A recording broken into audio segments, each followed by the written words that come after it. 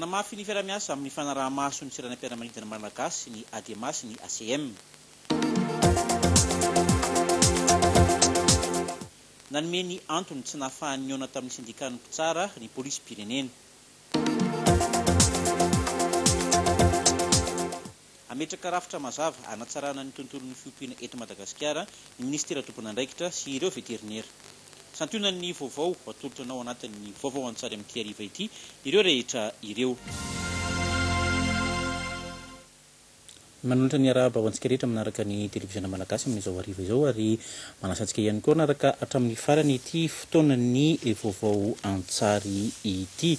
Lafin'ny politika no anokafantsika ny fotoana eo ampanomanana ny sary sy ny feo mahakasika izay moa ny mpanao gazetan'ny televiziona malagasy saingy ambarahavy hatrany fa dia lahany teo anivon'ny kongresin'ny teteza miditra ny volavolan-dalàna fehizoro izay mahakasika ny fifidianana mafy dia mafy koa ny adihevitra tamin'izany saingy tanteraka ny demokrasia teo anivon'ity androm-panjakana ity hoentiny namana anjaka Serge Andrianarisoa sy Tsitaly Jean-Paul amintsika rehefa avy eo ny antsipirian'izay rehetrarehetra izay fa anomboana ny vaovao an-tsary dia ny fiara-miasa teo anivon'ny ADMA sy ny ACM nanomboka tamin'ny taona 2025 amin'ny fametrahana fitaovana fanaraha-maso sy fitiliana etsy amin'ny saranam-piaramanidina etsy Ivato sy amin'ny saranam-piaramanidina hafa eto Madagasikara. Androany no nanaovana sony ny fiara-miasa tao amin'ny Rontonta alaka ity tatitra hoentiny Lantomalala Rasatra ity.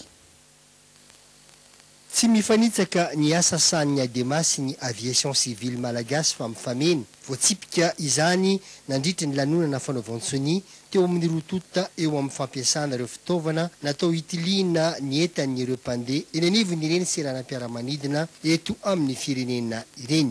Ny taona 2025 tokoa no nividiana ny ADMA izany fitaovana izany, izay voalaza fa mitentina 570 tapitrisa ariary. Manazava ny tale général ny ADMA.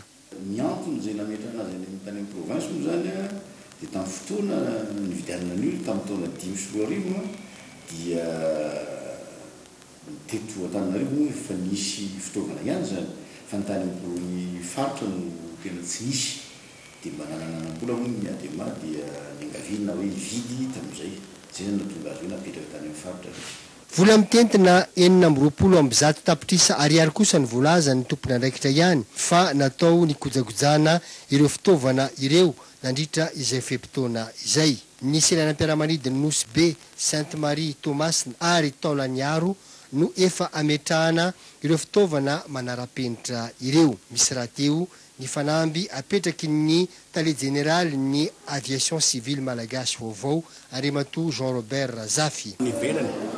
Anya réglementation anya tsy maintsy manara-penitra amin'izay zavatra rehetra ny exploitant antsika sy ny aviation civile antsika.